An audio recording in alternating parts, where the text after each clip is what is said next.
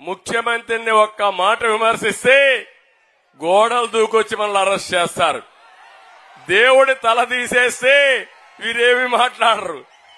కడాన నా మీద కేసులు పెడతారు. దానికి కూడా ఇది న్యాయమా తమ్ముళ్ళు అని అడుగుతున్నా.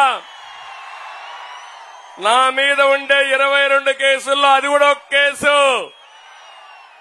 దేవుడికి అన్యాయం జరిగిందని నేను చెప్తే నా మీద కేసు పెట్టి బొక్కలు వేస్తారంటే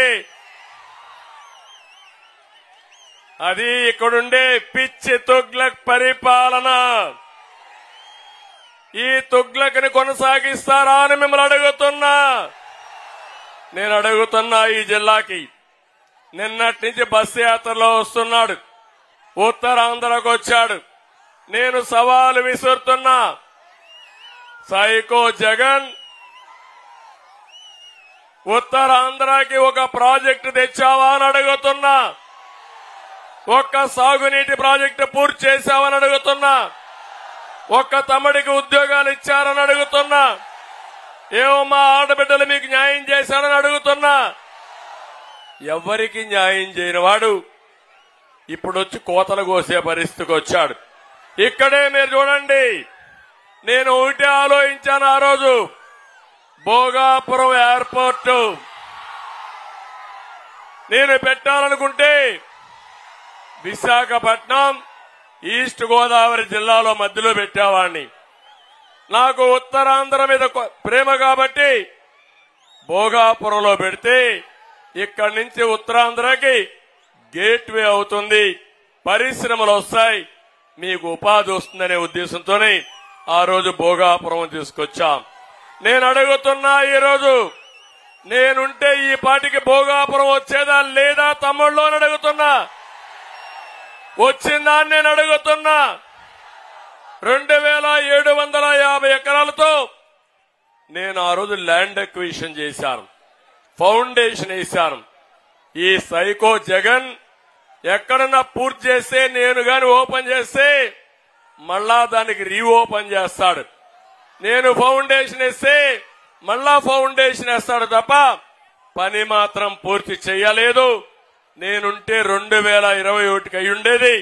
ఇప్పుడు హామీ ఇస్తున్నా, మీ నియోజకవర్గంలో ఇంటర్నేషనల్ ఎయిర్పోర్టు 2025 అంతా పూర్తి చేసి ఈ ప్రాంత అభివృద్ధికి నేను దోహదం చేస్తానని మీ అందరికీ హామీ ఇస్తున్నా.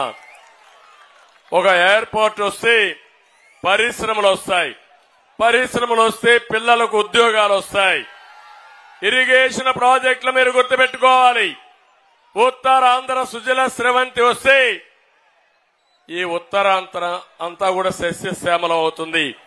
అందుకే పోలవరం పూర్తి కావాలి, ఉత్తరాంధ్ర సుజల స్రవంతి పూర్తి కావాలి, నదుల అనుసంధానం పూర్తి కావాలి.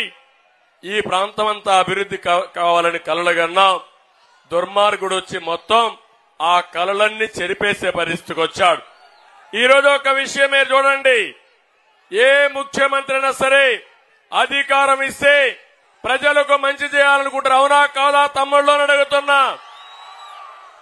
ఇతనికి అహంకారం, విధ్వంసం, దోపిడీకి లైసెన్స్ ఇచ్చారని ఆలోచిస్తున్నాడు.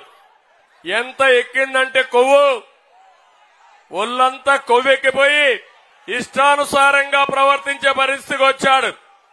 అంటే ప్రతి ఒక్కరూ ఆయన కింద బానిసలుగా బతకాలి. ఈరోజు నేను ఒకటి అడుగుతున్నా మిమ్మల్ని. పవర్ స్టార్ పవన్ కళ్యాణ్ గారు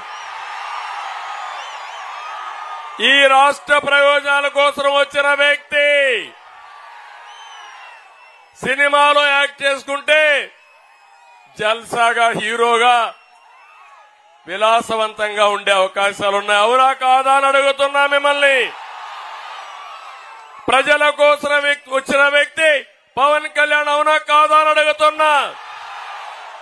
జగన్, నీకు పవన్ కళ్యాణ్కి పోలుకుందా జగన్ అని అడుగుతున్నా.